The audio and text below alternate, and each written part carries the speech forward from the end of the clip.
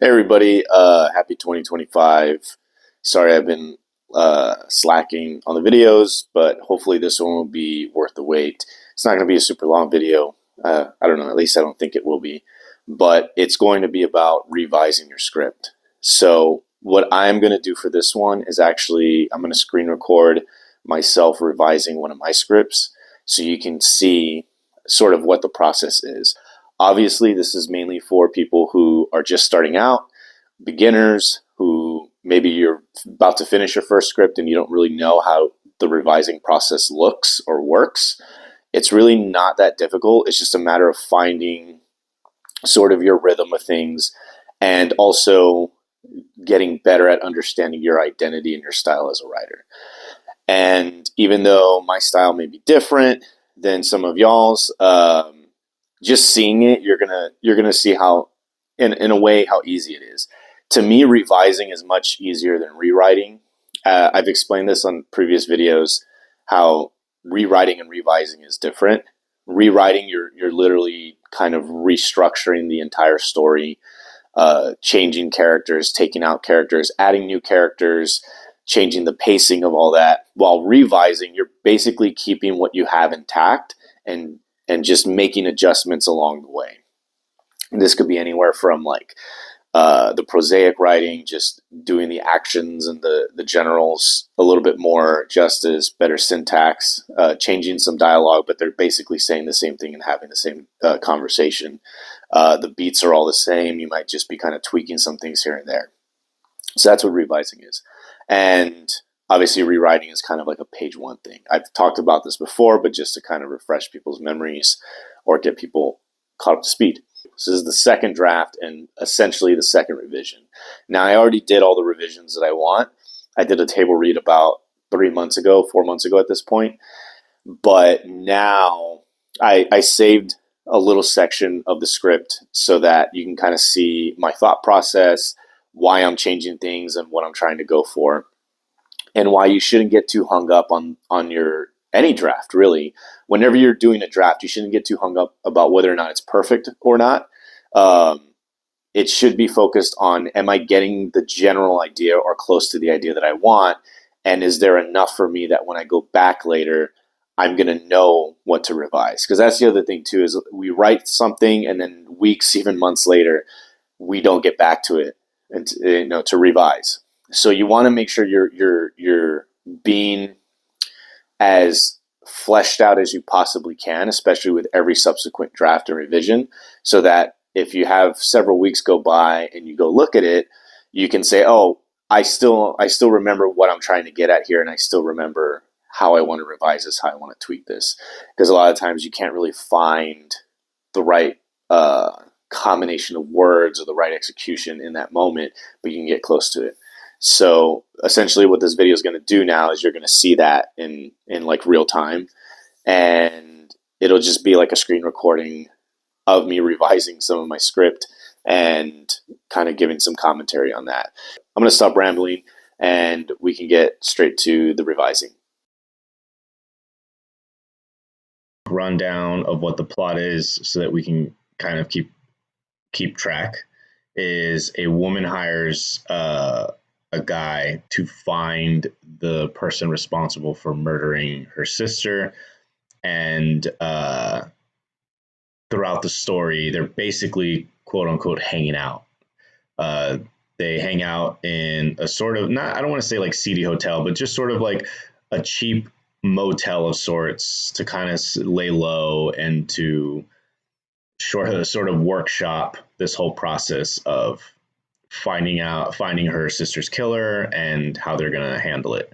So at this point in the script, they're kind of having their little final powwow, and they know who is responsible, and they at this point in the story, what I wanted to do was to allow both of them to have a little bit more of a like a walls down moment where they can talk more casually to each other. They both know that this is pretty much the last hangout they're going to have before they go through with this this plan to get revenge on the person who murdered her sister. So from a revision standpoint, I'm going into this saying, okay, um, one, am I doing a good job of making them have a casual conversation? Two, am I making it to where it's still staying somewhat centered to the plot? And also, uh, how much can I make this in the realm of the narrative believable?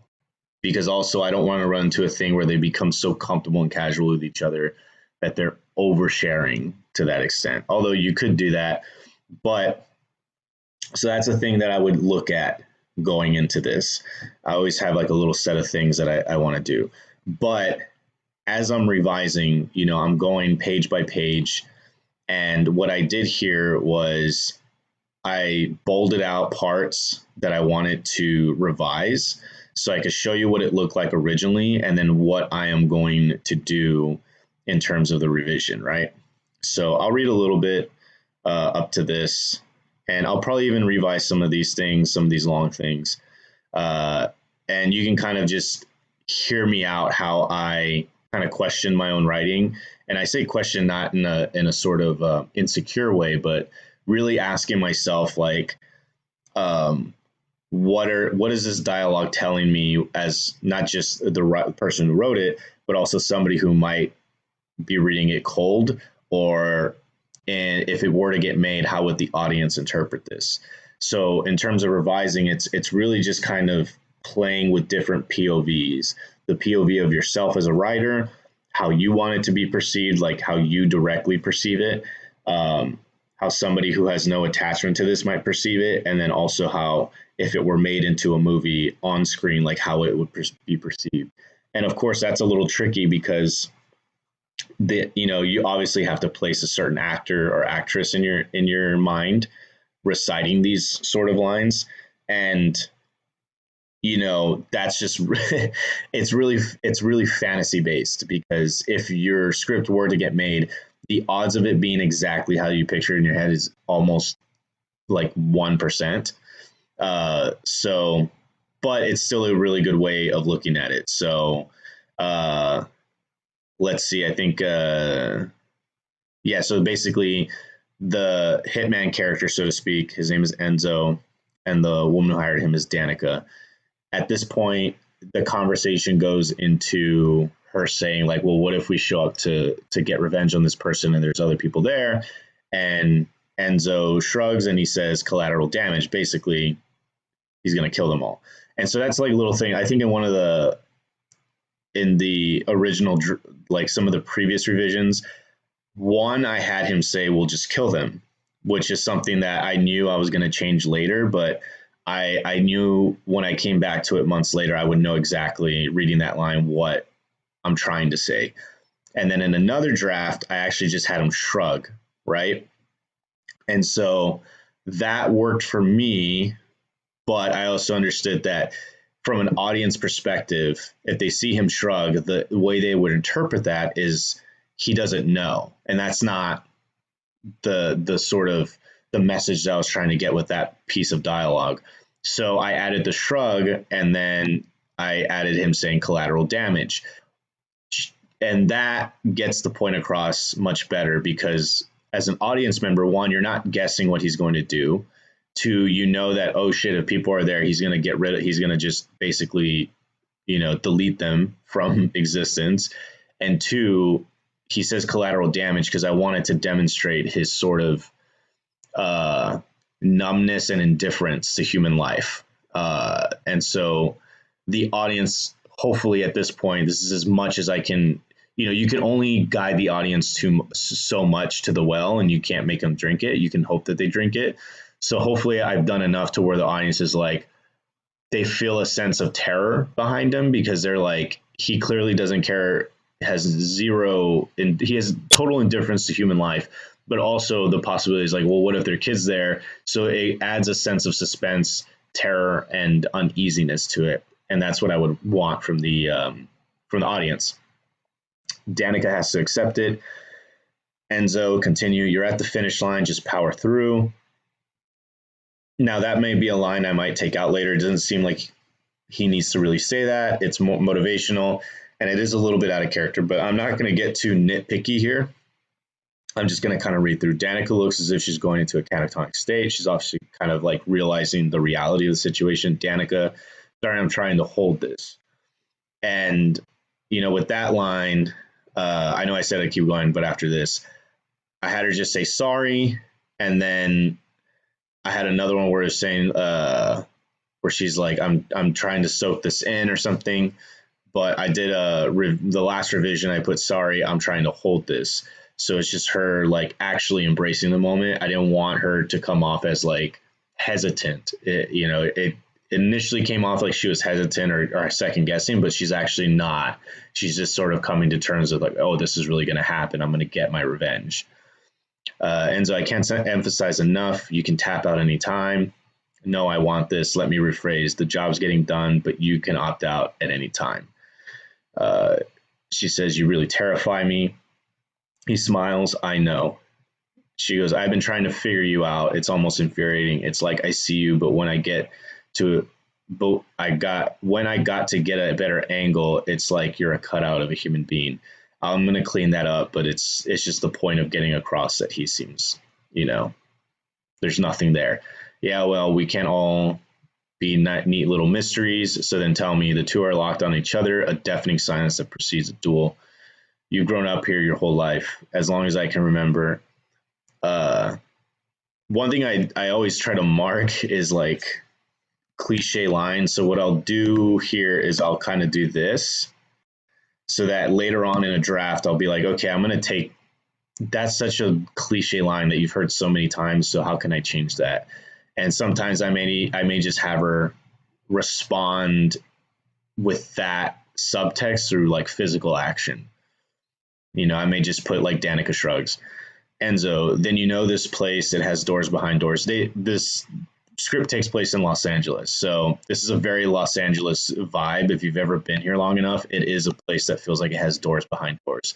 I can go in and out of those doors whenever I want, not because I'm in the good graces of bad people. I can because no one can stop me. I'm no different than some wild animal you see at night scoping out someone's backyard or crossing some busy street. I may look at a place like I don't belong here, but I've been here the whole time. It's all of you who are trespassing. Enzo takes a big bite of his donut. Oh, yeah, they had donuts. Sips his coffee. I want to smash her head with a hammer. And Danica's talking about the woman responsible for murdering her sister. Enzo points to a spot above his ear. Softest spot of the skull. You hit it hard enough, it'll collapse on itself on the first strike. Maybe 3 or 4 if you're off the mark. Danica processes this information. Enzo, I recommend you sniff a little bit before we go. Being high helps deal with the psychological aftermath. If you have meth, that's probably better. I'm not taking meth. You think I'm fucked up like that? So even as we're reading this, I'm already like, that might be a line I'll take out. One, because I think it's funnier if she just says, I'm not taking meth. Like, he's clearly not serious, but kind of is. And so she doesn't really know. But just going off what I observed, because throughout the script, she continuously takes bumps of coke because she's a cokehead. Well, don't overthink it. He smirks. Danica takes a bite of donut, looks at a reflection on the TV screen. Danica, do you believe in curses? Depends. It's a yes or no. He nods yes. If you think you're caught in one, can you get out of it? I suppose, but then what? But then that wouldn't make it a curse. So maybe I'm not cursed then. Enzo eats his donut. So you can see where I bolded out these parts. These are parts that will actually kind of revise. I remember how I wanted to revise them. Danica, you know about Sisyphus? The gods are laughing at us. I made all this money, made this life for us to never worry about anything ever. Then that rock just rolled down the hill, and at the bottom was Mila. Mila is her sister. Isn't that just life? That's just life. So this is the line here that I was going to change it to, because I had him put, isn't that life? But I realized afterwards that his character's not that inquisitive, I guess you could say is the word. That's maybe not be the word. So he's much more matter of fact. He's much more like figured out. He doesn't ponder too much, okay, in terms of his interactions with her. So I knew that line wasn't really working, but I also knew it's the right line for him to say. So the revision is going to be that's just life. And that is a cliche line, which is why it's also important to take out that other one. Because you can have characters say cliche stuff as long as it fits right, but you just have to be mindful of its if it's popping up a little bit too back to back. And then she goes, I hope not. Otherwise, why even do any of this? And then, so this, I hope not. Otherwise, why even do any of this? That's more of a thought. So writing these dialogue, like writing dialogue, you learn this is more of a thought. It's not really something she should say. What she should say is, then what's the point? Because it's sort of like a challenge, right? Um, this line seems more like she's not really challenging that statement of his. She's more or less just kind of again pondering. And this is sort of a thing that you have to realize with dialogue is, are these two people talking amongst each other, or are they talking to each other, or talking at each other? They need to talk to each other. I'm talking to you. You know, they are talking to me, and it's very intentional. So saying something like this, she's being a little indirect. She's not really talking to him. She's kind of just posturing a question. But I want her to talk to him, so she says, "Then what's the point?" So that's what we're revising that to, right? She looks at Enzo for reassurance. He just gives her a shrug. She laughs. You ever been to therapy? You know, I would love to see you in therapy like a fly on the wall. Ever been? So that's the new line. I had her originally say you ever been to therapy, and I knew that line wasn't going to work because it's just like it's it's too formal. And at this point, you can see where 82 pages in. So they have a lot more casualness to their. If she could have said this something like in the first 20, 30 pages, but at this point, they spent about 2 or 3 days together. This is way too casual. I put she laughs because I did want a physical reaction to that. I do like to have those kind of cues in there because if it's just dialogue back and forth, it's you want to at least you can give some sort of like subtle direction to how you want the vibe to feel.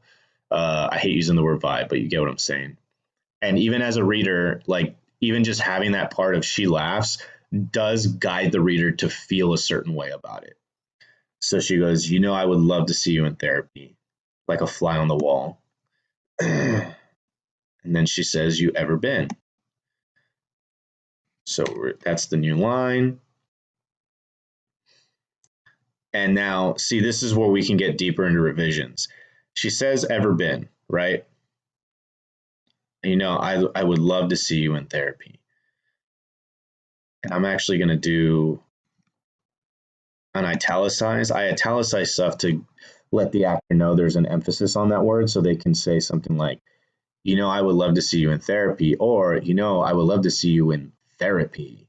Um, it's just sort of them to play with the delivery of that word, like a fly on the wall. Ever been?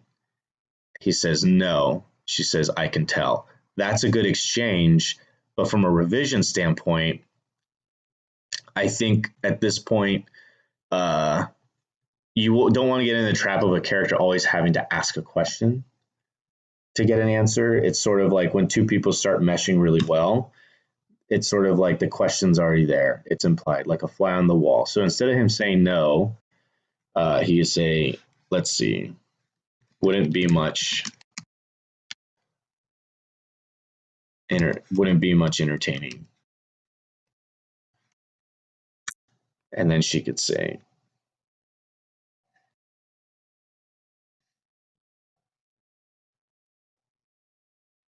I care to disagree, which is for me, I think is a kind of an interesting way to say that. Enzo finds the jab quite funny. Danica puts herself on the back, and the two pats herself on the back, sorry, and the two chew at their donuts. I swear the Terminator has more empathy, personality. That's what I was going to change it. So that's another bold mark that I had. I swear the Terminator has more personality than you. Empathy just sounded a little bit too on the nose. So see, even just changing one word can just give a different direction in the whole atmosphere of the exchange, right? So let's kind of go back and see how that reads. Do you believe in curses? Depends. It's a yes or no. If you think you're caught in one, can you get out of it? I suppose, but then that wouldn't make it a curse. So maybe I'm not cursed then. He eats his donut. You know that thing about Sisyphus? The gods are laughing at us. I made all this money, made this life for us to never worry about anything ever. Then the rock just rolled down. At the bottom of the hill was Mila. That's just life. Then what's the point?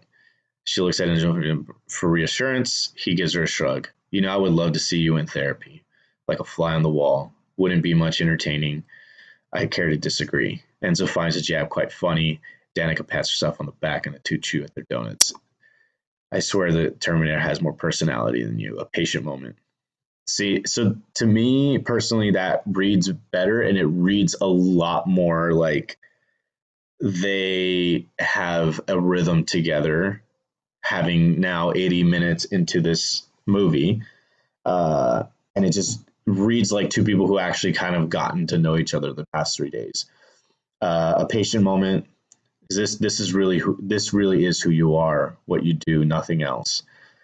Enzo, I take people into the fray of time and see if they can still count, or something to that effect.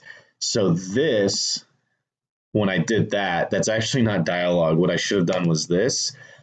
And also you can use what I use sometimes is the notes here. So I've gotten to the point now I'm comfortable enough not using these notes, but I highly recommend first timer use comments. So I would have probably put this or something to that effect in this note so that when I go back and I read, right? So when I go back and I'm going through, I can click on this and I'm like, oh, why do I have a comment on this dialogue? Or something to that effect. Okay, so I basically am trying to get this point across. I'm not trying to get this point across. I'm trying to get this effect across. An effect of like this sort of ethereal energy that this character has. So that's something that I really like doing with that. And now she says, I swear the Terminator has more personality than you, a patient moment. So she has this line, is this really who you are, what you do, nothing else? I think that line is good enough. It could be better. But at the same time, I think it's okay for her to be very on the nose and direct at this point. I don't need her to reword this or re-say it in a way that seems more intelligent or clever. And so I think I'm going to keep that line, and then I'm going to take this one and let's see what we can kind of come up with. I take people into the fray of time and see if they can still count. So that makes sense, but it doesn't make sense. And the reason why is because I am playing with different things that he could say that are just like, that will have a punch to it. So like, and that's very hard. You can't really force it. So all I can do is just kind of revise this line to say something else and see what I land with. And let's see. I take people into a fray of time to see if they can still count. And what I stuff like this, I definitely look at previous like works of literature that I really like, and I go and look at like quotables and remember, like a lot of books I highlight and I underline stuff. So I'll go through those books and I'll look at stuff I underline, and I really like to underline a lot of really good one-liners, because I'm like, okay, how can I get that effect in a one-liner at a really important part of my script? So for this, it's like the book Blood Meridian by Cormac McCarthy. There's a line in there by one of the main characters who's basically like evil incarnate, or in many theories they think he is a devil, the devil or whatever. But there's a point in the book where he says, anything that exists in this world without my knowledge exists without my consent. And he says it right after he kills this animal that nobody has ever seen before. They're kind of trucking along the high plains, and they come across an animal, and they're like, nobody knows what it is. Nobody knows has any idea. They've never seen it. So this character kills it. And then he says that line, and that just perfectly sums up the entire the entire like ethos of this character and the presence that they have. And so, the thing is, I don't want to try to be too creative and too cool. I just need to find something that really fits this character and can like personify everything that we've built up to. So let's see what we can come up with. Pay people in the fray of time to see if they can still count. Let's see. Let's see what he can say. A moment. This is really who you are, what you do, nothing else.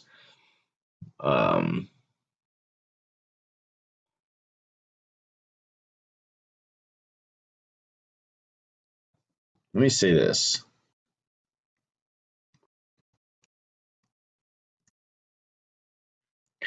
No, let's see. This is a good part of like revising that can get a little frustrating because you want to figure it out so quickly and you just can't. So you just kind of have to have fun with it. So let me see right here.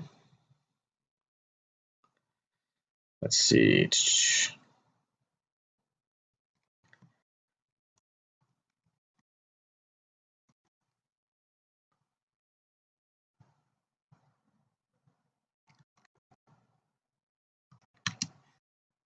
Bring people to fire. Let's have him actually not say something super profound. Let's see how that goes. This is who you are, what you do, nothing else.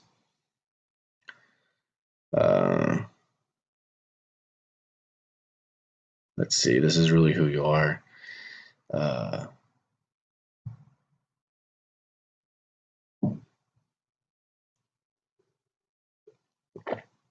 have him say this. If it's not me.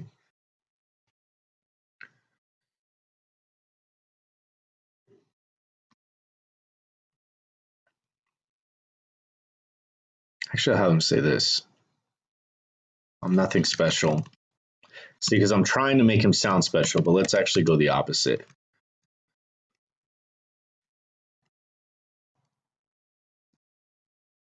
There's thousands of me. Okay.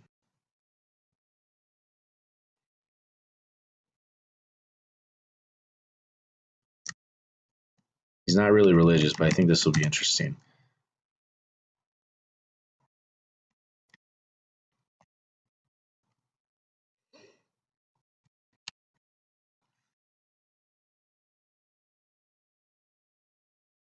You may have met me before.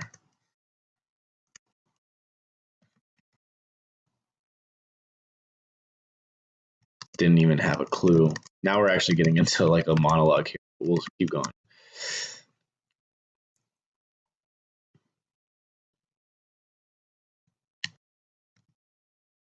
Different race.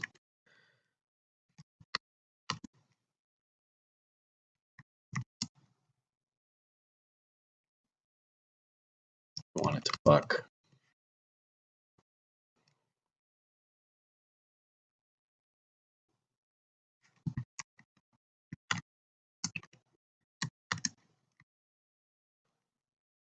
Accept what's inside. Which is black mold.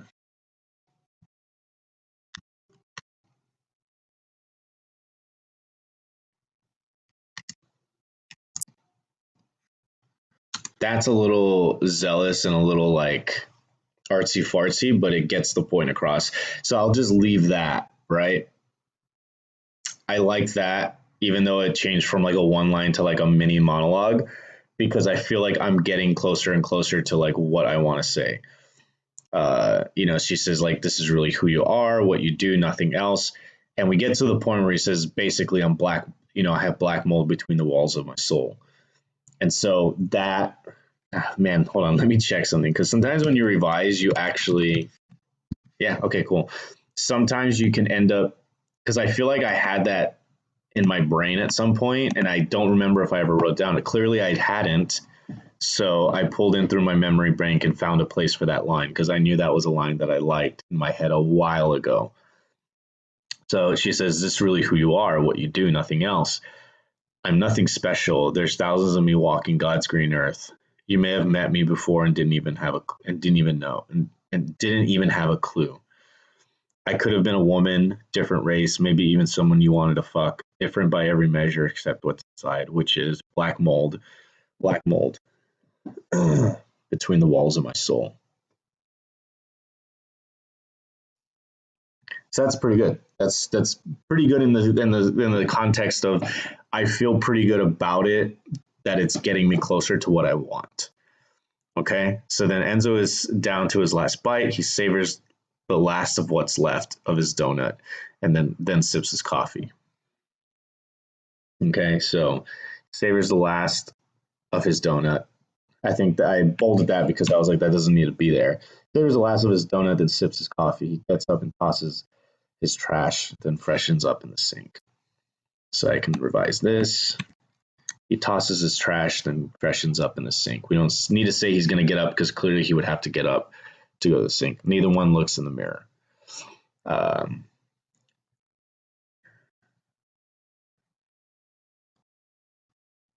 No, let's help it. Neither one looks in the mirror. That's a little bit too artsy fartsy. So let's say Danica watches him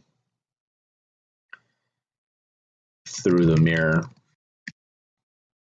He never bothers to look. He walks past Danica.